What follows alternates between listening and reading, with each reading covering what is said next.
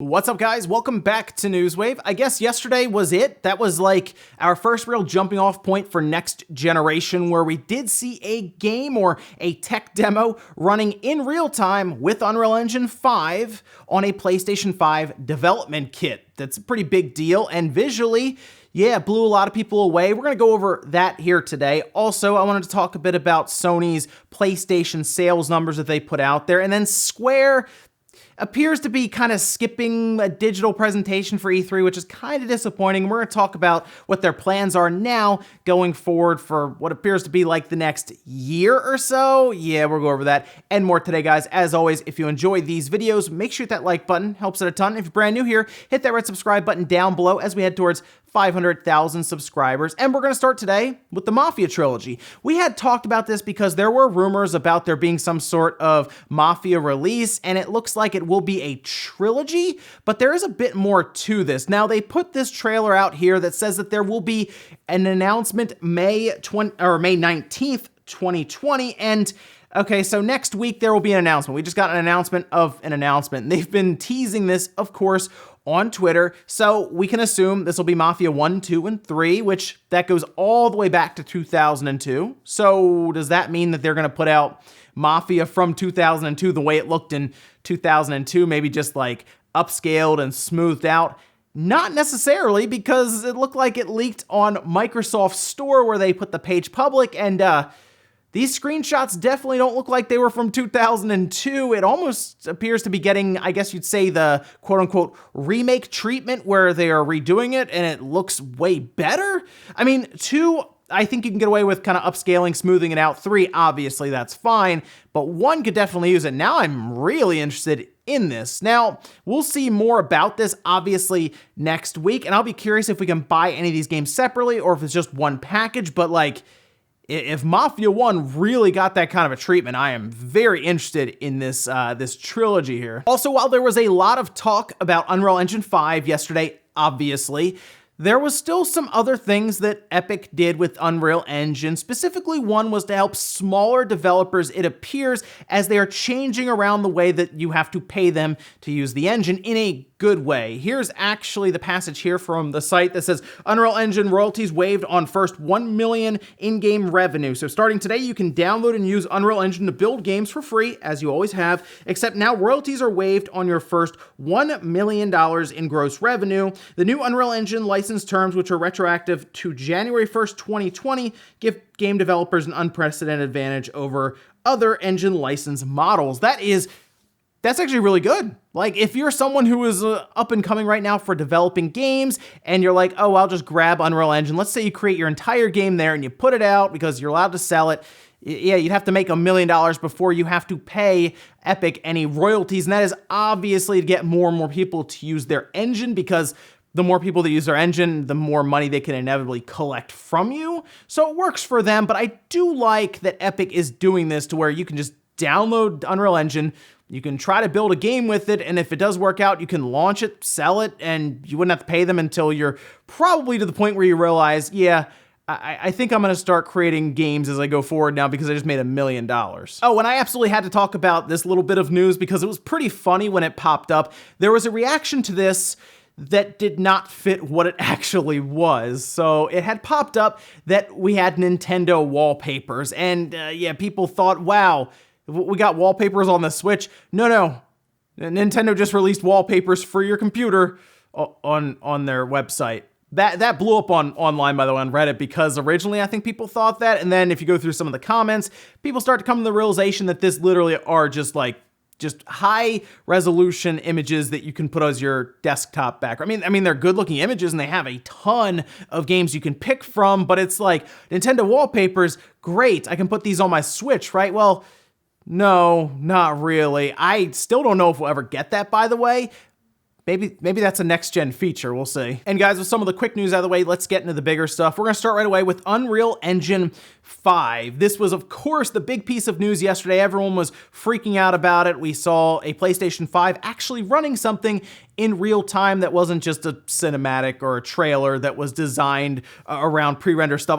No, this was straight up in real time, showing off some of their new technologies that they're building into Unreal Engine 5. Now, it does look like this was supposed to be something for GDC, and it was even supposed to be playable at GDC. Like, I guess developers there could actually run through this, and it would have been like almost like a little tiny mini 10-minute game, I guess you could have explored, and it would have been really interesting to see and hear from developers what they thought of going through that, because there were some pretty cool things here. But yeah, it was geared towards developers. I think that's why people who watch this, gamers specifically, myself, most of you, looked at this and said, well, that's really cool looking, but I'd like to see a game now, right? That was kind of our initial thought. But there were some cool things here, and we're going to go over a few of them. So the first technology that Epic wanted to highlight in this demo that they put out, it's called Nanite. Now, this, according to them on their site, is a virtualized micro polygon geometry, and what this does, according to them, allows artists, developers, anyone creating models to be able to import their stuff a bit easier, right? And it allows the environments to, of course, look significantly better, whether it is from far away or as you get closer. Think about the different things with pop-in, for example, when you are flying through a level and you're looking around and like, yeah, things are popping in, environments are changing around you. This will more or less bring in, as they say, film level kind of visuals for the environments around you. They mentioned 8K textures, billions of triangles.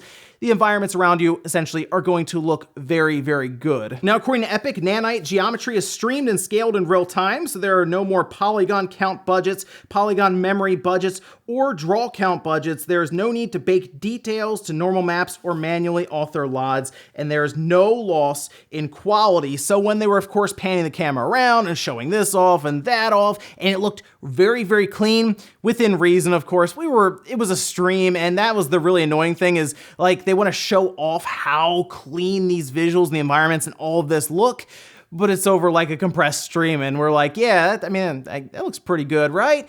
I think if it was in front of us on just a straight up one of our regular 4K TVs that you have in person and it wasn't streamed over the internet, it would have looked significantly better, obviously. But the effects they were showing that came back to lighting was like one of the most impressive parts. And that had to do with their other technology that they wanted to highlight called Lumen, and is a fully dynamic global illumination solution that immediately reacts to scene and light changes. And as they showed this off, specifically when they opened the roof and you saw the lighting come down and the shadows move and it reacted and bounced off of all kinds of stuff with those statues, it is pretty much, from what I can tell and others, Epic's take on ray tracing. Like, ray tracing is still apparently built into Unreal Engine 5 as we would expect, so it's an option you can use, but it appears that Lumen is also there with a similar effect. And how will it, say, affect game performance versus ray tracing? That's something we still need to see. But when they showed it, it was super impressive. They did the thing where they turned it off and then turned it back on, and you could see the effect. It was pretty clear. But then at the end, they bring everything together, whether it was the lighting, the environments, just the speed of the game itself, where you can, of course, go flying past these super high resolution textures and all of that. Again, 8K textures and billions of triangles, but they blow through it super fast. They did talk a bit about Sony and their SSD in the PlayStation 5, making a lot of that possible, but at the end, that's the part that really blew everyone away, when the character kind of just went flying across the landscape, landed, and of course went through the portal. That to me even was like the moment where I was like, wow, okay, this does really look next generation level, and it's something that I don't know. Can an Xbox One make it look that good? Or the Xbox One X, for example, make it look that good? Probably not. So yeah, that was the moment where I said, all right, yeah, I guess the PS5 makes sense for me. But that's kind of where it ended, and then it was a long interview about all kinds of stuff, and I think that's where a lot of people tuned out. What most of us were hoping was that Sony would have some kind of game to show there alongside of that tech demo, but Sony's just going to be waiting for, of course, their event that appears to be at we'll say the beginning of June, we'll say first half of June. It's probably a better way to go about that. But that's most likely what we're going to see there. Big blowout of games, but Unreal Engine 5 looks pretty good, and the biggest thing here is it also is compatible with anything that is currently using Unreal Engine 4, specifically platforms, of course, they named were anything with like Windows, Android devices, iOS, current platforms for games, which includes the Switch, for anyone wondering, the Xbox, the PlayStation 4, and then of course the PlayStation 5 and the Series X. This will make it a bit easier for developers to kind of move over to next gen if they're already using Unreal Engine, and it will most likely help the Switch to eventually migrate over to its next gen successor years from now when we're going from Unreal Engine 4 to Unreal Engine 5. We'll find out more information about Unreal Engine 5 over the next few months, as it will be launching in preview at the beginning of 2021, and then they're doing a full launch towards the end of 2021. It looks like Fortnite will be one of the first big games for them to migrate over, so we'll keep an eye on that. But hey, Unreal Engine 5 looks good. I'm more excited now for next gen, so let me know if you are down below. Next up, let's talk about the PlayStation 4 and its past fiscal year that ended right at the end of March 2020. They had to hold off a bit for this investors briefing. We actually had a few of these kind of like delayed and shifted around because of the virus and the pandemic in the world currently, but they had some pretty good numbers to show now. They did have a bit of a drop from the previous fiscal year to this fiscal year in terms of how many PlayStation 4 systems that they've sold. And I think part of that is because they're running out of people to sell to, as they have now eclipsed 110 million PlayStation 4 systems sold in, and that has to do with the 13.6 million that they have sold in this past fiscal year. That is down from roughly 17.5 million units the year prior, so they are on a bit of a decline now, but I think most of us expect that, right? I mean, we're getting to the point where we're hearing more and more about the PS5. People are starting to hold off, or like I said, we all already own a PS4. Now, on the software side, they did do 245 million games sold during the fiscal year. That is super impressive, by the way, and their overall PlayStation 4 software lifetime to date has now eclipsed 1.2 billion games. It's pretty ridiculous. And their fourth quarter, their most recent one, reached a record of 59.6 million games sold. And what gets even crazier is they had a 66% digital ratio, which makes sense. A lot of people are at home hanging out. They just go on and they download a game. It was like a perfect storm for obviously the PlayStation Network, as they had a lot of sales through it. But yeah, the PlayStation 4 is on a bit of a decline, and I am still curious where it will end up. I think it's going to come down to how long Sony decides to continue to support it before they make the entire jump to the PlayStation 5. But I wouldn't be surprised if the PS4 legitimately has like another 2 years in it from like now. Like, that could happen. So I do still think the PlayStation 4, especially if it gets a price drop, could end up making it all the way to like 125 to 130 million units. I think that's completely possible. I don't think it'll reach PS2 levels, nothing like that, but it's pretty successful, I would say, for Sony. Oh, and they really didn't want to talk too much about the PlayStation 5, most likely because their event is literally in like 3 or 4 weeks, but they did say that they are once again still on track for holiday of 2020. So good news there.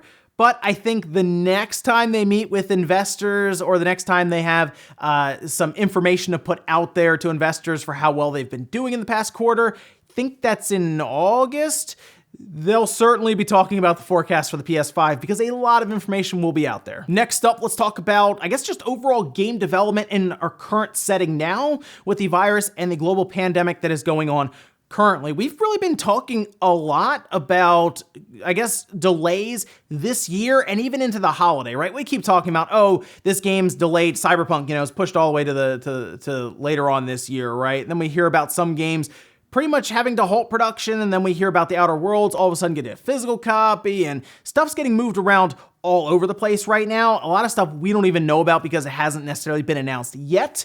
And it looks like Phil Spencer just kind of wanted to back that up a bit more, but then also going into a bit more detail about next year, like 2021 might be more affected than we realize right now. And this was a Business Insider where Phil Spencer said he sees the industry will start to see the impacts of coronavirus in early 2021 as some crucial aspects of video game production have basically stopped. So, I mean, think about how we've heard a lot of these developers are having a harder time adapting to working from home or remote work, right? But also think about the different aspects to a game where you need people to gather. Think of like mocap, like motion capturing, right?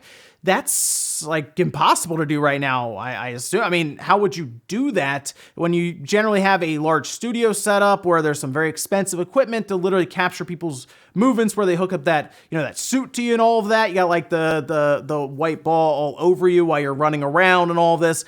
I don't really know how they would go about that. So that would be something, as Phil Spencer says here, it's pretty much stopped. So like you would be delaying that out. And that made me wonder, is 2021, specifically the first half, we'll have just got these, these new shiny systems.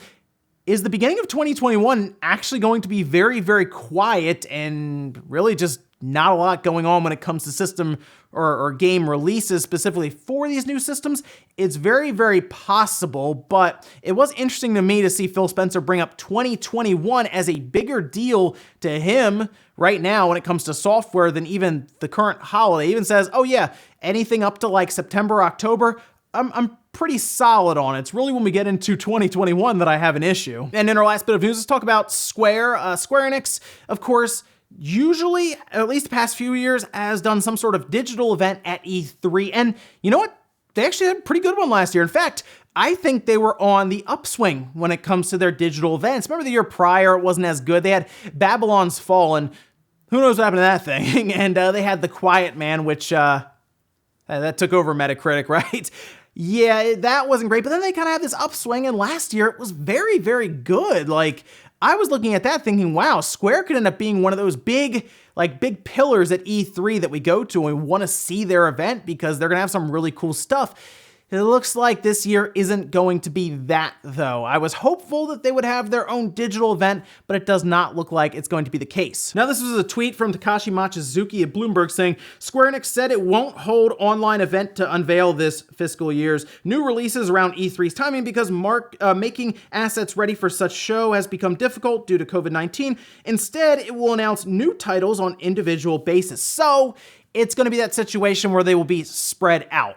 We could have an announcement at any time. They could even put something up that's like, hey, tune in next week. Or they could be part of Summer Game Fest with Jeff Keighley, go to him and say, hey, this is what we want to unveil. How do we make that happen? Can you help us out? That is a good platform, as we've seen so far, where a lot of people will tune in to see what's happening. There were a ton of people watching, or at least even getting ready for Unreal Engine 5 to be showcased, and that was a GDC thing that's not for the average gamer. Tony Hawk Pro Skater blew up online, so yeah, if Square has something really cool to show, go to Summer Game Fest, show it off there, and you'll get a lot of people tuning in for it. But here's hoping that Square can rebound next year at whatever we have, whether it's E3, Summer Game Fest, or their own event, because I think they were really starting to figure out the whole event where they had people in, and it actually moved along pretty well, and we got some good reveals. So here's hoping Square can come back next year stronger. And we'll finish up with the comment of the day, as you're seeing here. This is from Zeus saying, I could almost bet all my money that the big third-party announcement at the PS5 event next month will either be a Silent Hill reboot or Resident Evil 8, both of which are equally amazing. So, you're saying like one big third-party thing, right? I think Sony is going to really show. I think they're really going to show up big. I think they're going to hit things hard. That's what I will say right here. Okay, I think you're onto something with Silent Hill. Okay, I wouldn't be surprised if Silent Hill was there. That might surprise people, but we've heard about it so much, it would surprise me if it was not there, and I think it's going to look pretty ridiculous, by the way. The other thing, Resident Evil 8 makes a lot of sense as well, right? I mean, we've seen Capcom partner with Sony for unveiling all of their stuff so far, whether it's in State of Play or at E3. They've done that with Resident Evil 2 and 3, so yeah, why not Resident Evil 8?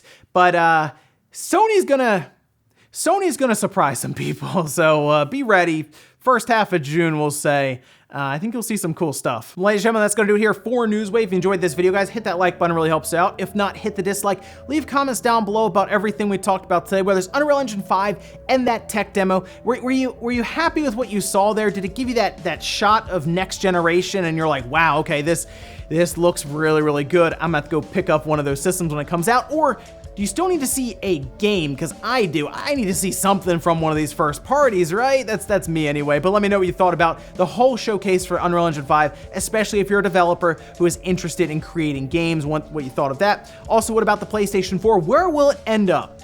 Okay, we're at 110 million now. Will it get to 130, 140? Do you think it'll come up with PS2 numbers? Let me know, guys, down below. Thank you so much for watching, and I'll see you next time.